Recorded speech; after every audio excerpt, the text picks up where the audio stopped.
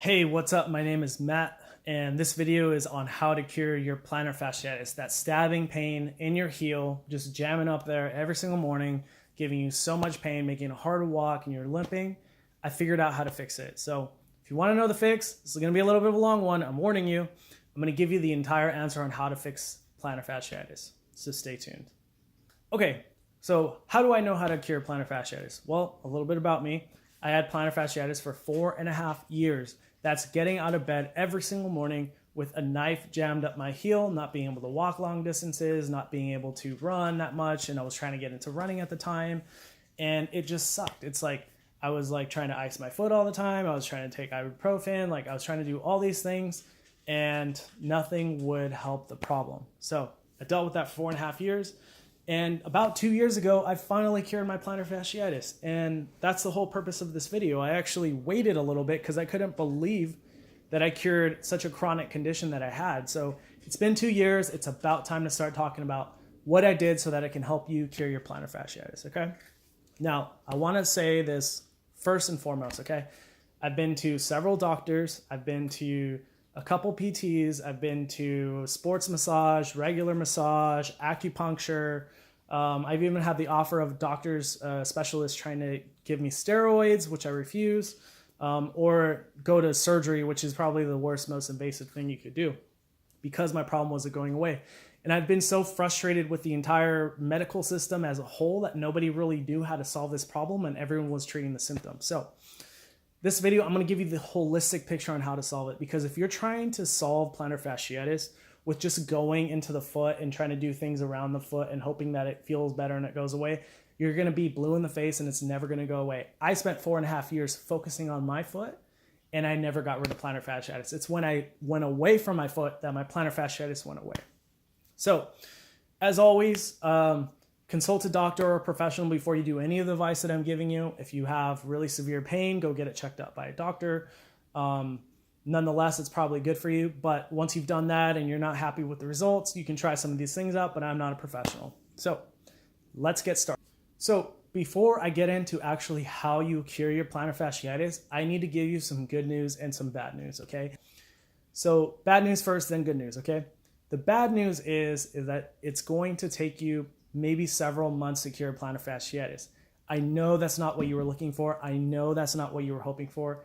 I know you want to be rid of this pain, but during that several month process, you're going to feel better every single day. So it's not something that's going to be like one and done. You actually have to work at it. I'm going to explain how to do that. Okay.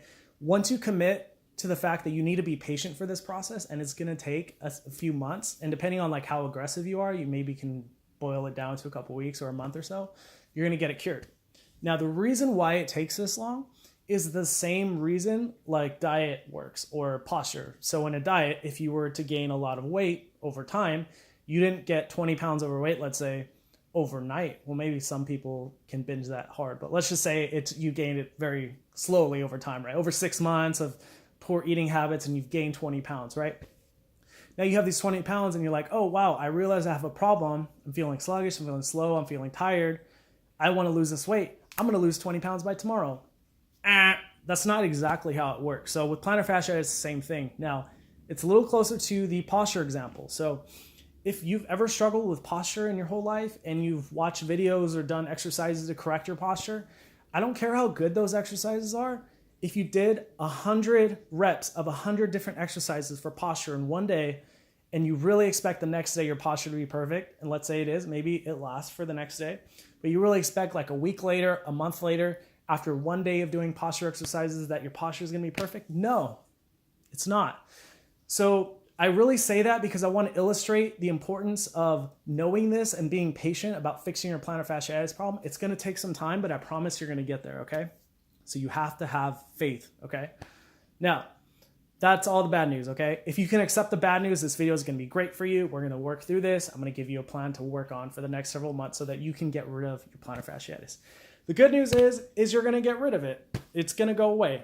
The way you want to fix plantar fasciitis is we have to understand the mechanics of the body, right? So professionals are treating the actual symptom site, but they're not actually treating the cause. And the cause is actually somewhere very far in the body that I found for me, okay? Now with plantar fasciitis, you really have to look at all the connecting tissue. So fasciitis is the inflammation of fascia. Fascia is this rubber band-like material that connects our muscles and goes over our muscles into our joints. Okay, so it's responsible for pulling on muscles. It basically, the way you want to think about fascia is it takes muscle and bone, and it's like the intermediate to connect them together. Okay, and then there's also this fascia that like runs all over your body to keep your muscles together, so they're just not like blob, they're just kind of like tight. It like compresses it. So I know it's a little vague, but stick with me, okay? So just think of fascia as a rubber band. That's all you got to remember, okay? Fascia is a rubber band. Plantar is the bottom of your foot. So plantar fasciitis is the inflammation of the bottom of your foot, okay? So fascia is the key to solving this problem, okay? The fascia that connects all our body, we have fascia all over our body from head to toe. We've got this fascia that just runs all over our muscles, all over our body, and connects everything from head to toe. So we've got to understand what's going on here. So what's really happening in plantar fasciitis, I find, especially in the two people that have helped solve this, is that first, maybe the bottom of their foot is tight. But generally speaking, if you're watching a video or you haven't gotten rid of plantar fasciitis, you've probably already massaged the bottom of your foot to hell and back, okay? So you got to roll on it with a golf ball, or you got to roll on it with a lacrosse ball. Okay, that doesn't work. What's next? Now we got to go up the chain, okay? We're going to go up the chain to the calf. The calf is tight. Now people start releasing their calf and they start seeing a tremendous improvement in the levels of their pain. It's much less, but it doesn't actually go away completely. And then we have to go up to the hamstrings. Now, in my example, I'm going to skip the hamstrings and I'll explain in a minute, okay? And then you go up to the pelvis. Now, this is where things get a little complicated, but I need you to stick with me, because if you don't understand this concept, then it's going to be difficult for you to fix plantar fasciitis, okay? So I have a little bit of a drawing to go with this, okay? So let's do the drawing. Now, in order to understand plantar fasciitis, we really have to understand what's going on with the anatomy of the body, okay? So let's focus on the normal pelvis section here, all right? So you got a happy dude, he's a stick figure, and this stick figure has a box pelvis, and that box is very important because I need that to illustrate what's kind of happening here. Now, the pelvis has 4 connection points. There's actually one that goes up like this, and there's one that goes up like this. I'm not drawing it because these top connections are not relevant for this video. And it's got 2 other connections. It's got muscles that go down from here and there. So it's got muscles up here. This is actually your lower back, or your spina erecta. And then this is going to be your abdominals, right, that pull on this. And then the other way that pulls on this is going to be your hip flexors and your hamstrings. Okay, so this is your foot. Obviously, if you have plantar fasciitis, you're going to have pain here, right? And this is going to be the fascia of the plantar portion of your body, so the foot, right? So when it comes to plantar fasciitis, if you have that pain right there where the heel is at, or right on the heel or so, it's because this is tight. Now, why is this tight? Now, this is what we need to solve. Now, it's probably tight because maybe this is tight altogether, right? Maybe this is tight and all you have to do is loosen it, and then you're fine and plantar fasciitis goes away. Or let's say you do that and it doesn't go away, you got to start investigating. So this is kind of like the ankle. It's not drawn in the correct position, but for illustration purposes, it's drawn out like this. So you go up to the ankle, and then you go, okay, like let's go to the calf, right? Like this is the knee. So you go over to the calf and you say, hey, if we loosen this, will you stop pulling on the bottom of my foot, right? And that's generally the case. If you're to release this with, massage or self-myofascial release, this will generally loosen up and then loosen this up too. So really, the calf is also responsible for pulling on the foot fascia. So say that doesn't work. We move up the chain. We have the hamstring pulling on the calf and the calf pulling on the bottom of the foot. Now you make sure that this isn't tight and you're pretty much okay. And then that doesn't pull on that. And the other thing is going to be the hip flexor. And I'm going to talk about it in the next guy right here, the guy that's unhappy. Moving on to this guy, okay? So this guy is very unhappy. His hip is a box just like this guy right here, except it's rotated. Now, the way it's rotated makes his butt stick out a little bit. That's what we call a Donald Duck butt. And the reason why it's rotated is because there's an imbalance in the muscles around his hips, right? So in this case, and which is the vast majority of case for other people, is you've got tight hip flexors. I got the exclamation point here. The hip flexors are pulling that hip down at an angle, right? And making your butt stick up. Whereas this guy, his hip flexors are not pulling down. His hips are squared to the ground, right? This guy has really tight hip flexors and it's pulling his hips this way. Let me tell you why that's important. When you go over here, actually the hamstring is being stretched out because the hips are pulling this down. And the other thing that could be pulling this down up here, which I'm not drawing for this video, I'll get into it in another video, is his lower back could be also tight, pulling this pelvis up right here. And then the other thing is that his abs could be weak, making this pull down. So really, in order to correct this and look more like this guy, there's two things you have to strengthen and two things you have to loosen, okay? You've got to loosen the hip flexors and the lower back, okay? And then in order to maintain not having anterior pelvic tilt, you've got to strengthen the hamstrings and you've got to strengthen the abdominals. And the abdominals actually get really tricky because if you decide to strengthen the abdominals, you have to kind of steer clear of exercises that overutilize your hip flexors because we're really not trying to make them that strong. Okay. So back to kind of what I was talking about. Now, when you look at the hip flexors pulling down here, it actually causes the hamstrings to be stretched out. Even if you feel like you have tight hamstrings, the reason why you may actually have tight hamstrings is because they're in a stretched position because you have anterior pelvic tilt. Now, you may not actually look like you have Donald Duck butt. That's just an exaggeration. But if you actually have your butt sticking out a little bit more than not having your hips parallel like this, you have a form of Donald Duck butt, okay? Now, the hamstrings are weak and shortened right here. And what that does is these are really stretched out. There's nowhere for them to go, but they're also pulling on your calf, okay? And your calf is feeling that stretch, right?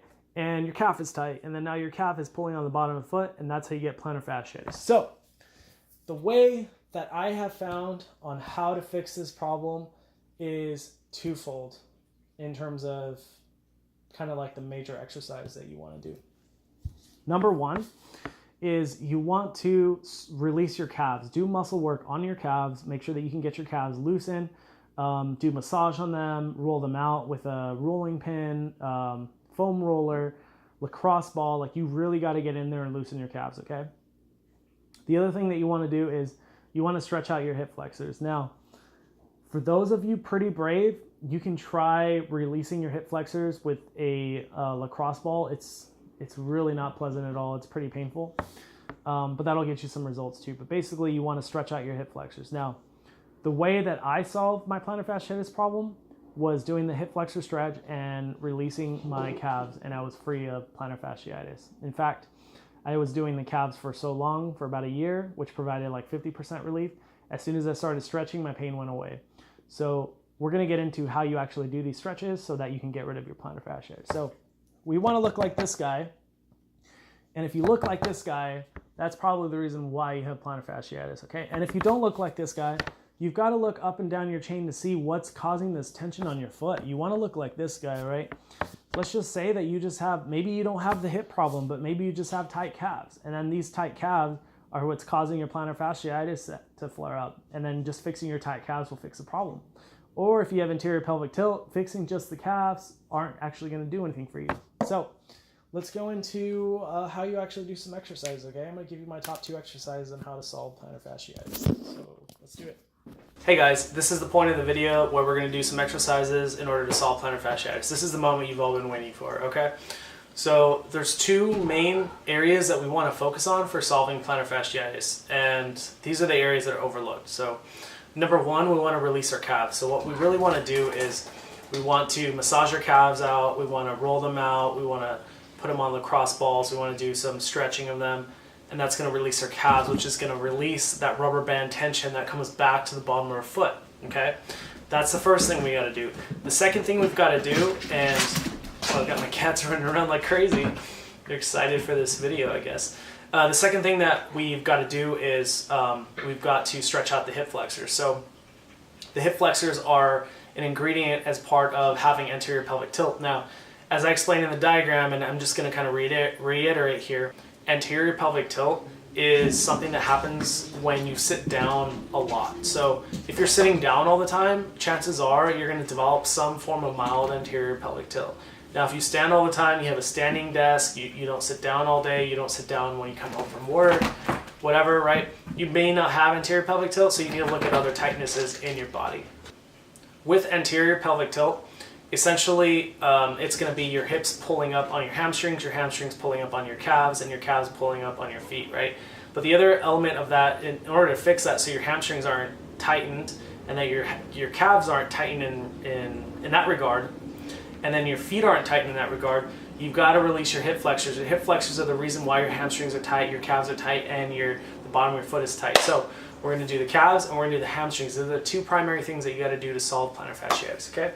So the first thing you want to do for your calves is you want to get yourself, you want to get yourself a foam roller here, okay?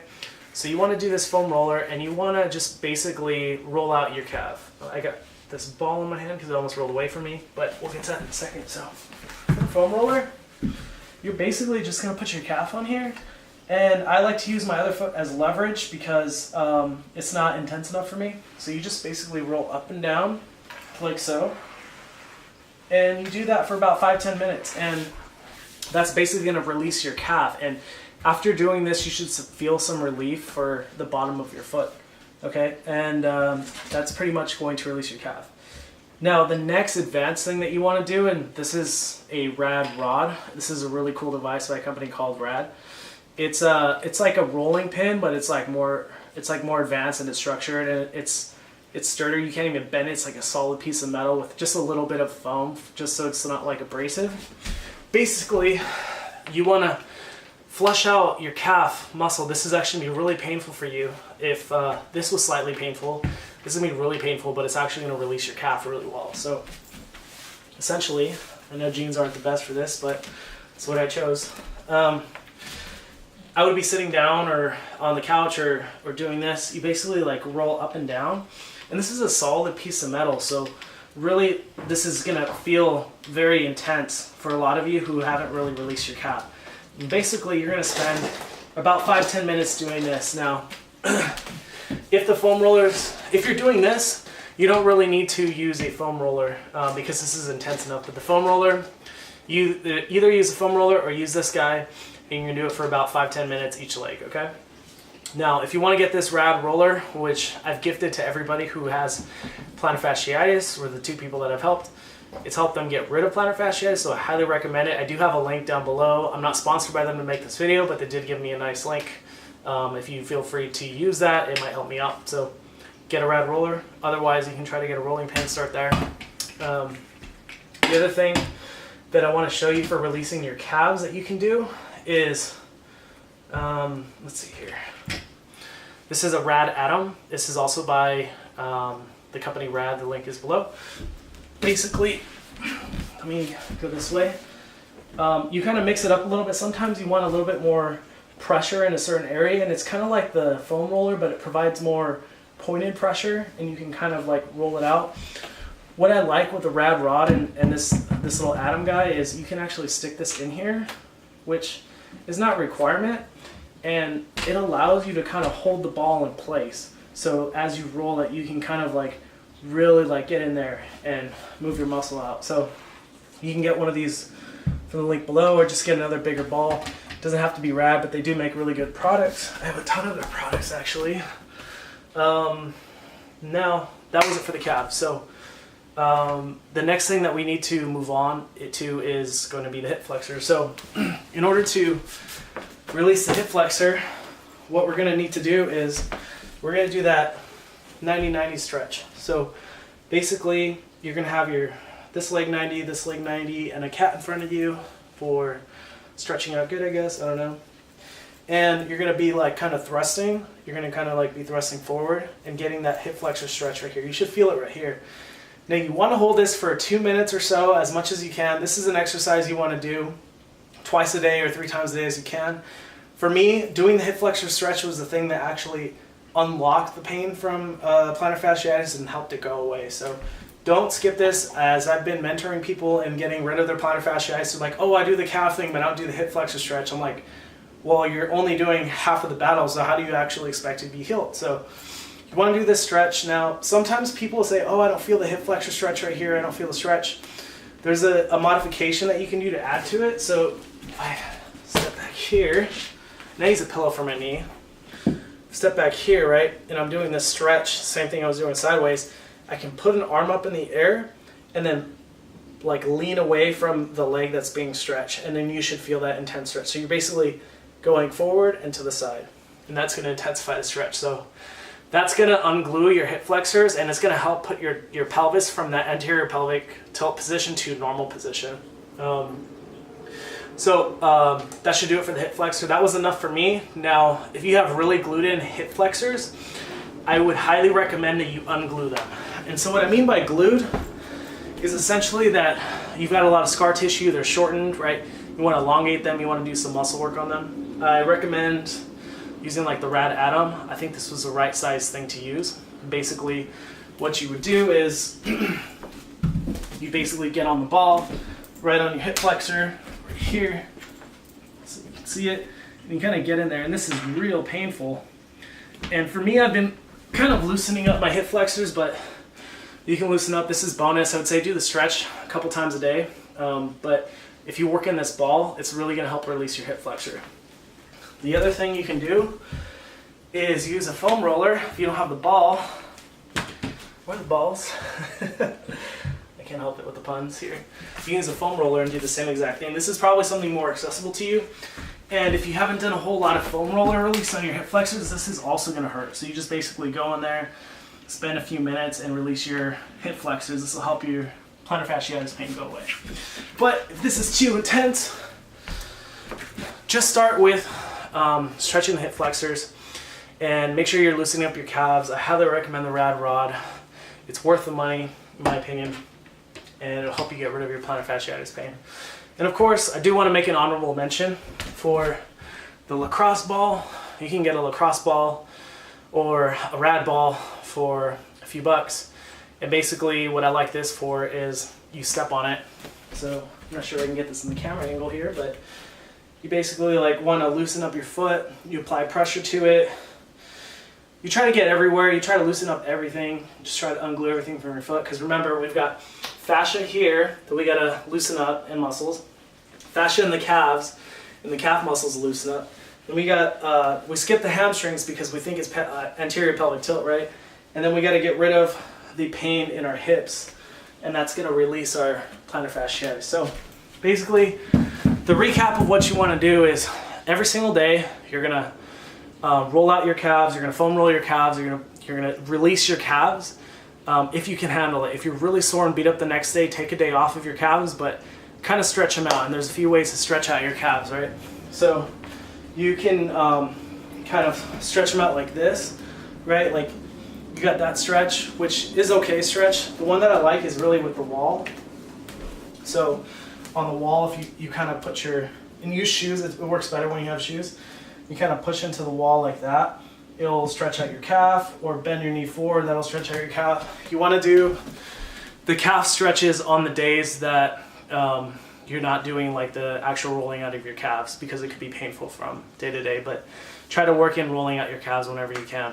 And then your hip flexors, stretch them out twice a day, I would say, and that'll help alleviate the tension on your plantar fasciitis. So those are the two main things I would recommend. There's a couple advanced things that I would recommend, and those are really fixes for anterior pelvic tilt. So if you want to learn more on some advanced methods on how to maintain the right pelvis position so that you don't develop plantar fasciitis, I can make another video on that. Just comment down below and let me know if you want to see that. Otherwise, if you're hurting to see it and I haven't made the video yet, just Google anterior pelvic tilt. You want to do all those things to fix anterior pelvic tilt, and you're going to find that your plantar fasciitis pain dramatically goes away, especially if the main cause is anterior pelvic tilt. And you know what? I think it is for a lot of people because we all sit down a lot. So anyways, I hope this video helps. Keep in mind, have some patience. It's going to take a month or 2 or 3 for you to get over plantar fasciitis. Work through these exercises. Have faith that there's light at the end of the tunnel. You didn't get plantar fasciitis overnight. It's not going to go away overnight. And let me know if you have any comments or suggestions for a future video. Happy to help people out and get rid of their plantar fasciitis. It sucks a lot, and I wish you a speedy recovery. and let me know how it goes. If this video helped you, if it helped you get rid of plantar fasciitis, let me know. Appreciate the feedback.